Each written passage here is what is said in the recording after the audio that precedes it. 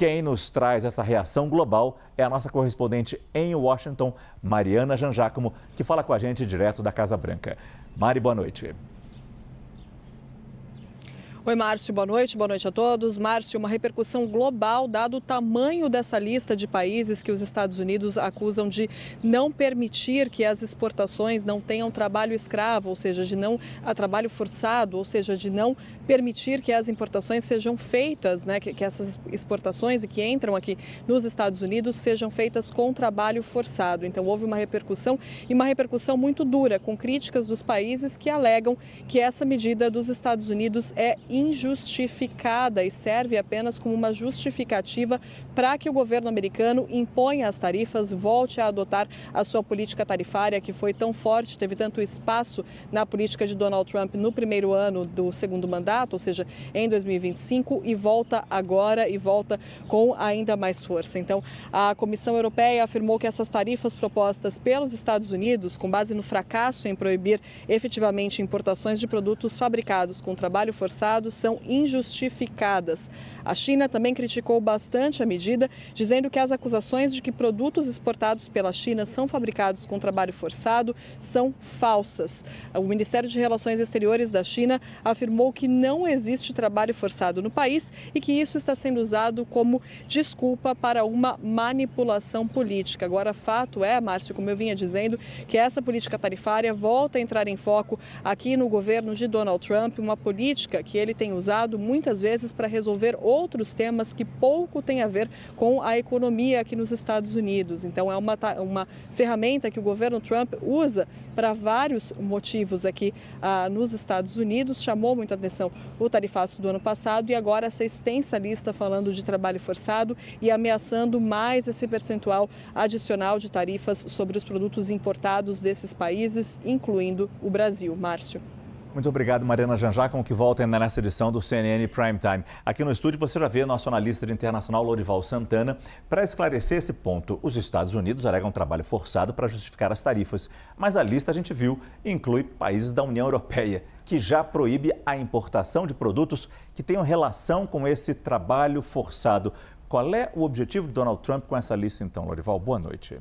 Boa noite. A rigor, Márcio, diante da complexidade das cadeias de valor, quanto mais sofisticada é a produção de um país, quanto mais valor agregado tem um produto, mais o risco de ter realmente dentro dele algum insumo, alguma matéria-prima, algum componente, alguma parte que tenha envolvido um trabalho em condições análogas à escravidão. Então esse é o checkmate dessa investigação da seção 301, porque se você quer realmente evitar a globalização, evitar as cadeias de valor, quando você pinça esse aspecto das cadeias de valor, você realmente desmonta a legalidade de toda a globalização, no fundo. Porque haverá insumos, produtos que vieram de algum país, seja da África, seja da Ásia, seja às vezes da própria América Latina, que tem um componente dessa natureza.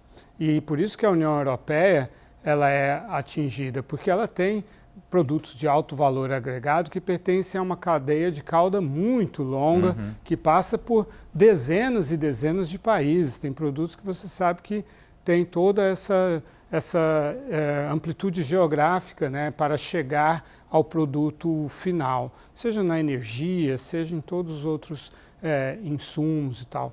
Então, o objetivo é realmente substituir aquela estratégia inicial que não deu certo, que era derrubada pela justiça. A lei de emergência, né, econômica internacional, que a Corte Suprema considerou uma arbitrariedade usar dessa forma, mas essas investigações da seção 301, elas são altamente técnicas, têm um respaldo, tanto que elas duram muito tempo. Essa foi lançada em março, né, duram muito tempo para serem colocadas de pé, né, elaboradas, e é muito difícil de contestar e está dentro da legalidade. Os Estados Unidos realmente têm uma tradição de procurar coibir a importação de produtos que têm envolvido trabalho forçado desde 1930. Faz quase um século que os Estados Unidos trabalham com esse tipo de proibição e por isso eles estão bastante maduros para exercer esse novo tipo de protecionismo em relação a esse aspecto. E claro, deve ser louvado por esse ponto que você traz, mas você acha que isso de alguma forma atinge em especial, em particular, a China?